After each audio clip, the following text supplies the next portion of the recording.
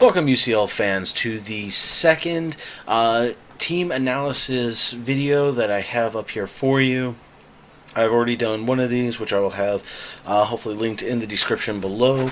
Basically, I'm going through these team by team, letting you know how they are doing after 8 weeks. We've been doing, I'm showing you the teams, their current records, the scores that I have given them, as well as how I feel that the teams are doing just in general. Now, these are my personal opinions as well as my personal rankings. They are not necessarily the same rankings that the UCL has given their teams. And of course, as I always mention, I am in no way affiliated with the UCL or any of its coaches. This is just a fun project that I like to do on the side. Of course, if any UCL coaches are watching and are enjoying the videos, please leave the video a thumbs up. Let me know in the comments section if you are agreeing with any of these things. But with all that, we're going to go ahead and just hop into our analysis. Now, in the last video, we did the analysis of the teams that were ranked 16th through 13th. So we're going to go ahead and start off with the team that is ranked 12th right now. And currently ranked 12th, we have the Carolina Keldios, who have a 4-4 record and a score of -7. The scoring works, of course. If you knock out a Pokemon, you earn a point. If you lose a Pokemon, you lose a point for it. Any Pokemon that faints due to recoil damage or life orb, you do not earn the point for it, but you still, of course, will lose a point if your Pokemon was the one that fainted from it. So, Carolina Keldios, OU draft picks, Sylveon, Zygarde, and Victini. Then we have in UU, Fortress, Honchkrow, and Blastoise. RU picks, Registeel, Golbat, and Sneasel. And then the NU picks, Electabuzz, Primeape, and Ludicolo. Now, with the Keldios, probably one of the lowest ranked teams with one of the best Pokemon that have a kill to death ratio, that being, of course, the Victini, who has had 12 knockouts this season and has only died 5 times. Zygarde has been putting in a lot of work as of late. It started off not really doing much except for dying, and then there was one week where it just had it just swept an entire team and had 6 knockouts in 1 week, which was an amazing feat. Honchkrow was only brought 1 time, wasn't really used much. Primeape was brought 1 week, but didn't even see the battle. There was, Sneasel has been doing alright. Golbat has been putting in a lot of work, usually coming with the Hyper Fang, I think it is, or Super Fang, whichever one it does, that takes out 50% of the Pokemon's health right away. Blastoise didn't see a lot of work for it for the first few weeks and then just started bringing it lately, and it's been doing alright and better than some on it. Sylveon has been brought all 8 weeks. Hasn't done a whole lot. The biggest thing that helped it with it is, especially in week 2, surviving a Flare Blitz from an Entei to win the match. Now, the Sylveon did not knock out the Entei, as the Entei fell due to recoil damage, so did not earn a point for that. Carolina Keldios have a lot of potential to do better. It's just for for a couple times, they haven't been able to, on some of their wins, they haven't knocked out all of the opponent's Pokemon. Some of the Pokemon have fell to, like I mentioned, the Entei with recoil damage. Another Pokemon, another week, I believe, died to Life Orb damage to prevent them from winning. The thing that helped them out the most was when they had that 6-0 victory. It kind of put them up a little bit higher from it, but they still have a long way to go. Do they have a potential for playoffs? Maybe, if they can start making better plays and not keep having, I think they've had 3 1-0 victories this season, 2 of which didn't even earn points from them because the Pokemon died to recoil damage and Life Orb damage, so earned no points whatsoever on it. Only interesting thing, the Ludicolo has not been brought yet this season. Ludicolo, I feel, could do some good for it. He just has to learn to utilize it properly. Could bring Ludicolo in place of a Blastoise 1 week, maybe, and you never know. Or even bring it with Blastoise and do it as a rain team or something. There's lots of potentials there for it. He just has to figure out what he's going to do with it. Alright, so we're going to go ahead and move on to the 11th ranked team right now, which we have the Toronto Togekiss. Toronto Togekiss, current record of 3-5 and a score of -5. Now, again, the only reason I have Toronto over the Carolina Keldios, I'll bring their side back up real quick. I think I can fit in with both of them. Yeah. Toronto has a better kill-to-death ratio where that's the only reason why I've ranked them higher. Technically speaking, Carolina should probably be ranked higher than the Togekiss, but the Togekiss have had more knockouts under their belt compared to the Carolina Keldios for it. Because, of course, Carolina has the better win-loss record. Toronto just has the better record of knockouts overall. So, but back to Toronto. We have, from his drafts, from OU, he brought the Jirachi, the Clefable, and the Togekiss. From UU, he has the Mega Swampert, Darmanitan, and Chandelure. From RU, the Chinchino, Hitmonlee, and Spiritomb. And then from NU, Scyther, Kabutops, and Archeops. Now, the Pokemon that, as you can see, has been doing the most work has been Clefable and Jirachi, both of which have 8 knockouts to their name. Clefable died 1 less time than Jirachi has. Jirachi, of course, only died 7 times so far this season. The Togekiss, the mascot of the team, if you will, it's been doing okay. It's got 3 knockouts so far this season, 4 deaths. The Mega Swampert, I was hoping to see more from it, but I mean, 2 knockouts with 5 deaths this season, not terrible on it. Darmanitan's been putting in a lot of work, 7 knockouts with only 5 deaths on his own right. Chandelure was only brought 1 time, didn't really do a whole lot. The Chinchino, surprisingly, has been doing alright. I mean, it has 1 knockout so far this season on 2 deaths, but has been with him for 3 battles, so hasn't died all the time for it.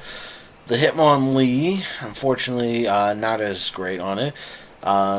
2 knockouts to 6 deaths on him. Not a whole lot.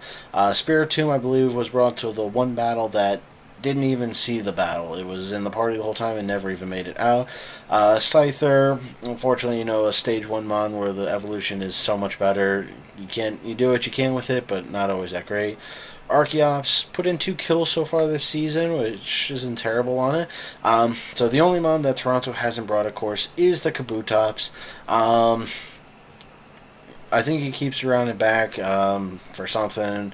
You never know. But I know that there's probably some other teams out there that could really use another spinner, which, of course, Kabutops can learn Rapid Spin. Hopefully, I mean, the Toronto Togekiss, again, there's other ones that have the potential to get up ranked higher. They just need to have a really good rest of the season and hope that a lot of the other top-tier teams have a bad season. So we'll see how that goes. All right, we're going to go ahead and move on to the 10th ranked team, which are the Long Island Regirockies.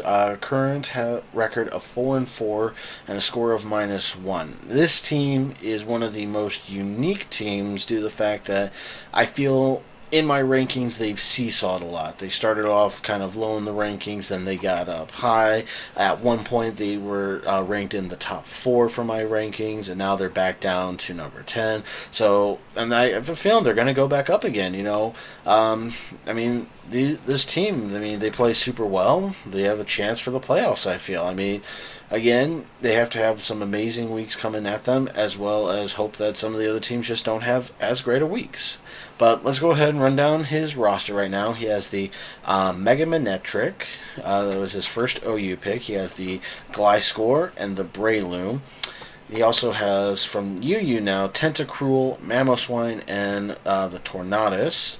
From RU, he has Bronzong, Durant, and Delphox. And then from NU, Frogadier, Persian, and Haunter. Now, interesting note, I think we'll go through the rest of them and we'll find out. I think he's the only team who has Pokemon that have double-digit kills on it. So with the Mega Manectric having 10 kills and the Mamoswine also having 10 kills, And Manectric, of course, only losing 6 times. Mamoswine only losing 3, so Mamoswine having a little bit better of a kill-to-death ratio on him.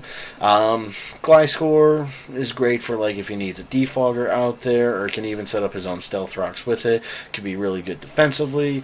His Breloom, I mean, that's another great one. It's been in 4 battles, but has only been knocked out once and has knocked out 6 mon itself. Tentacruel, another great, rapid spinner for him. 1 in 7 right now, and it's kill to death, so not too terrible. Common mons we see him bringing most of the time has been the Manectric, the Tentacruel, the Mamoswine, the Tornadus, and the Bronzong, and he's switched up usually the last couple ones over time. Sometimes he doesn't always bring those ones, of course. The only Pokemon he has not yet brought this season has been the Persian and the Haunter. And the Frogadier actually only made its debut in Week 8.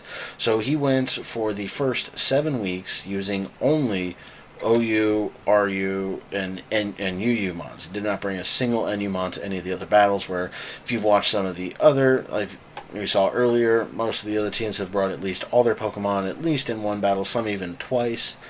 And he has a pretty decent record using just, his top 9 draft mons. Doesn't really do much with the other one, but I mean, the week he did bring the Frogadier, it got 2 knockouts and only died and had the 1 death on it. So, I mean, the NU mons can put in work.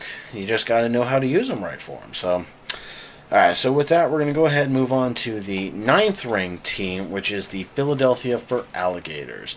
Philadelphia, of course, have a record of 4-4 and no score right now. They've basically knocked out as many as they've had knocked out themselves. Going through the draft that they've chosen, they have from OU, Garchomp, Skarmory, Talonflame. From UU, the Feraligatr, the mascot of the team, Snorlax, and Mega Sceptile. RU chose Steelix, Trevenant, and Hitmonchan.